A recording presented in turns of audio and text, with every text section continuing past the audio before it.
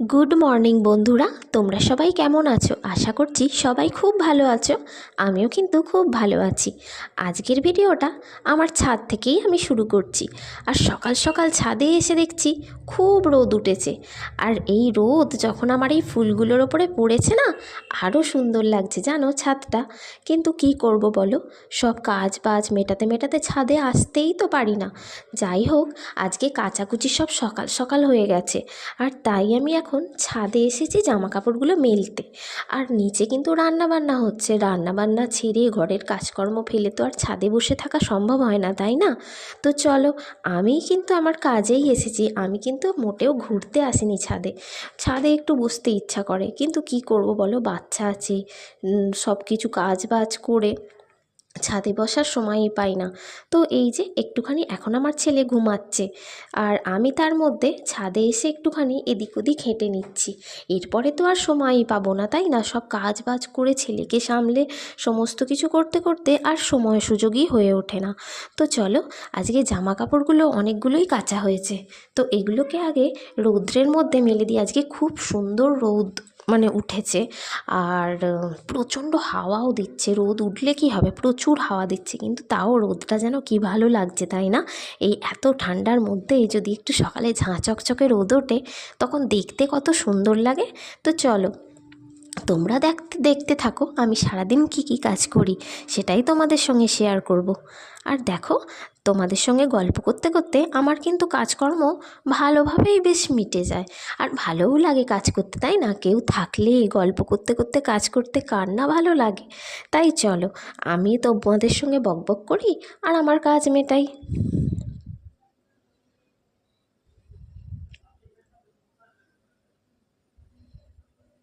দেখেছো, আমাদের এখানে আশেপাশে বেশ ভালোই গাছপালা রয়েছে, কিন্তু তাই প্রচণ্ড হাওয়া দিচ্ছে আজকে। এই কদিনই হলো হাওয়া দিচ্ছে। আর কদিন তো রোদই উঠছিল না। রোদ না উঠে হাওয়া দিলে বেশি কষ্ট হয়। যেহেতু রোদ উঠছে, তাই রোদটা বেশ ভালোই লাগছে। আর আমিও একটুখানি ফাঁকা টাইম পেয়ে ছাদের মধ্যে এসে একটু ঘুরিয়েও নিয়েছি রোদেতে।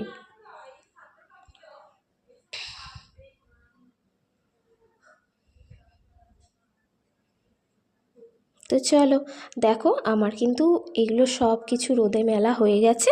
আর এবার আমি নিচে যাব, নিচে গিয়ে সব রান্না বান্না তো করতে হবে। আমি অলরেডি ভাত আর ডালটা চাপিয়ে দিয়েই ছাদে এসেছি, কারণ একটা কিছু হতে হতে অন্য কাজ করতে তবুও একটু তাড়াতাড়ি হয়, না হলে এত ছোটোবেলা, তার মধ্যে এই ঠান্ডা, কাজ করেও পেরে উঠি না গো। তো চলো, আমার কিন্তু এইগুলো সব শুকোতে দেওয়া হয়ে গেছে।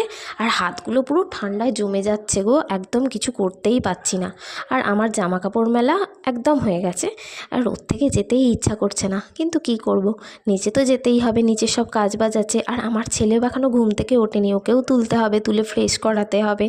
তো চলো নিচে যাওয়া যাক, নিচে গিয়ে দেখা হবে কি কি কাজ করি। এই দেখো, আমি রান্না বান্না করতে করতে ঘর গোছাতেও চলে এসেছি। আমার কিছুটা রান্না কমপ্লিট, আর আমার ছেলেও উঠে গেছে, ওকে খাইয়ে দাইয়ে ফ্রেশ করিয়ে দিয়ে তারপরে একদম বিছানা পাট গোছাতেই হবে। আর কদিন ধরে বিছানার চাদরটা না নোংরা হয়ে গেছিলো।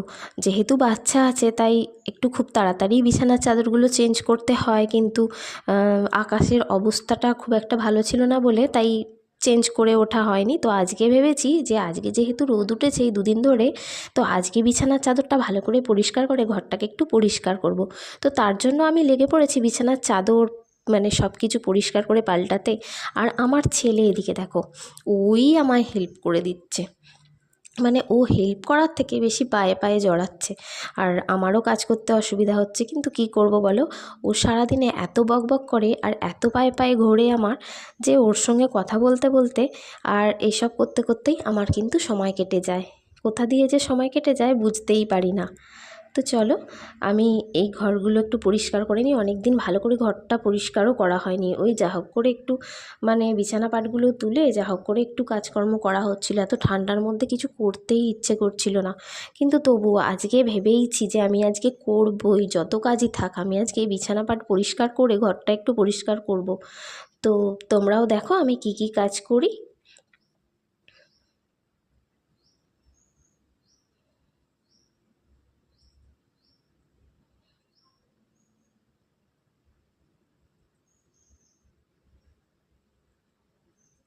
ওই দেখো এসে গেছে আমার হাতে হাতে জোগাড় দিতে।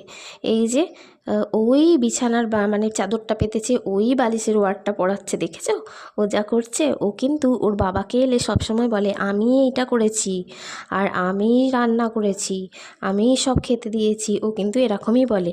আর ও এখানে আছে, ও অনেক কিছু খেলনা নিয়ে বসেছিল, যেই দেখেছে মা কাজ করছে অমনি ওকেও তো সেই কাজে হাত লাগাতে হবে, তাই না? তো চলে এসেছে তার জন্য আমার হাতে হাতে ও সব কাজ করে দিতে। দেখো ওই কিন্তু বালিশের ওয়ারটা পড়ালো, আমি শুধু তো ধরেই আছি, তাই না? দেখো করছে, দেখো খালি।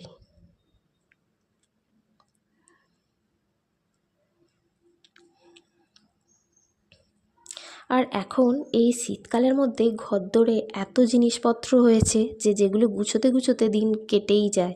মানে রান্না বান্না করে আর ঘরের মধ্যে ঢুকলে ঘর গোছাতে গোছাতেই একবেলা কেটে যায়। এই লেপ, তারপরে শীতের সব পোশাক, সব কিছু গোছাতে গোছাতেই একবেলা কেটে যায়। এত জামা কাপড় হয়েছে। গরমকালে ভালো পাতলা পাতলা কয়েকটা জামা কাপড় বাইরে থাকে, সেগুলো গোছাতে কোনো অতটা অসুবিধা হয় না, কিন্তু শীতকালে এই যে ভারী ভারী লেপ তোশক সব গোছাতে গোছাতেই একটা বেলা কেটে যায়। তো আমি ওর সঙ্গে গল্প করতে করতেই আমার কাজবাজ মিটিয়ে ফেলি। ও এই যে একটা একটা কথা বলছে আর আমার পায়ে পায়ে ঘুরছে। তো দেখো ঘরদোরটা মোটামুটি আমার গুছোনো হয়েই গেছে। এবার ভাবছি একটু ড্রয়ারের দিকটাও গুছোবো। ওখানটাও পুরো একদম বাজেভাবে ঘেঁটে গেছে, কারণ আমার ছেলে ওগুলোকে মানে যখন তখন খোলে আর হাঁটকে হুটকে সব কিছু বের করে। কি করবে বাচ্চা মানুষ, কিছুই বলার নেই। তাও আমি মাঝে মধ্যে যখন টাইম পাই তখন সব বের করে একবার করে গুছিয়ে রাখি, কিন্তু আর গুছোলে আর কী হবে, বাড়িতে বাচ্চা থাকলে যেমন ঘরের অবস্থা হয় ঠিক সেরকমই।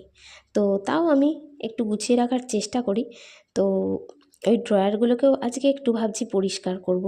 তার জন্য মানে সবগুলো তো আর একসাথে পরিষ্কার করা হয় না, তো একটা আধটা করে আমি পরিষ্কার করি। আর ওকে এখানে আমি খেলনা দিয়েছি অনেক, বসতে বলেছি, সে কি আর বসে? মা কাজ করছে, মায়ের সঙ্গে তো কাজ করতেই হবে।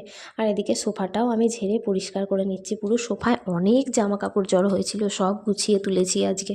সবই শীতের জিনিসপত্র, জানো, পরা হয় রাত্রিবেলা ছেড়ে আবার যথারীতি সোফায় রাখা হয়। সেই করে করে পুরো সোফাটা ডাঁই হয়ে ভর্তি হয়েছিল। আজকে ভেবেছি আমি সব কিছু গুছোবো, মোটামুটি ঘরটা যতই দেরি হোক না কেন। তো এই দেখো আমি সোফা পুরো পরিষ্কার করে ফেলেছি। আর এখানটাও একটু ধুলো ধুলো পড়েছিল, কয়েকদিন মোছা হয়নি যেহেতু। কয়েকদিন তো সকালে আমি বেলা বেলা উঠতেই পারছি না। এবার আমার ছেলের স্কুল চালু হবে, আমাকে তো সকালবেলা উঠতেই হবে, আর সব কিছু কাজ টাইম মতো আমি ঠিক করে উঠতে পারবো।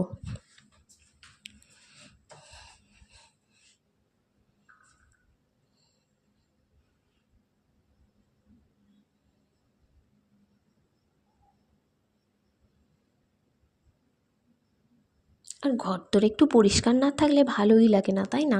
একটু গুছোনো পরিষ্কার থাকলে ভালোই লাগে বেশ দেখতে, তারপরে সেখানে একটু বসতে, সমস্ত কিছু করতে। কিন্তু বাচ্চা থাকলে অনেক সময় হয়ে ওঠে না। তাও আমি যতটা পারি করে রাখার চেষ্টা করি।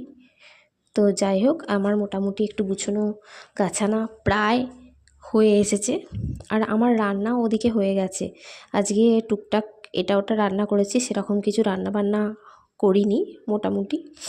তো যাই হোক, এই যে আমি সব গুছিয়ে গাছিয়ে রেখে দিচ্ছি।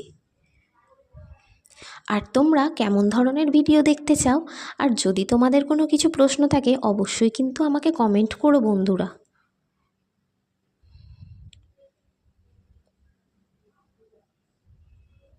এই দেখো, আমি না এই যে এই জুয়েলারির ব্যাগগুলোর মধ্যে মধ্যে সমস্ত কিছু ভরে রাখি, তাহলে জায়গার জিনিসটা জায়গায় খুঁজে পাওয়া যায়। এই যে দুটো হেডফোন আছে, আর তার চার্জারটাও ওর মধ্যে ভরে আমি একটা ছোট মানে ব্যাগের মধ্যে ভরে রেখেছি। তারপরে এই যে আমার দুটো ফোনের চার্জার, দুটো চার্জার এই বড় ব্যাগটার মধ্যে ভরা থাকে, দুটো ফোনের দুটো চার্জার গুছিয়ে। তো আমি এইভাবে রাখি যাতে মানে জায়গার জিনিসটা জায়গায় পাওয়াও যায়, আবার বেশ গুছোনোও থাকে। এখান ওখান নালে পড়ে থাকলে সেই ছিঁড়ে যেতে পারে বা এখান ওখান পড়ে থাকবে। তারপরে বাচ্চা আছে, কোথায় কি টানাটানি করবে। আর এই দেখো, এই একটা মিনি ফ্যান, আমার এই ফ্যানটা না খুব পছন্দের। এই গরমকালে আমাকে এনে দিয়েছিল, খুব সুন্দর একটা ফ্যান। তো দেখো আমার ঘরদোর গোছানো সব কিছুই হয়ে গেছে। তো পরের ভিডিওতে তোমাদের সঙ্গে আবার আমার দেখা হচ্ছে আবার পরের ভিডিওতে। তো চলো টাটা।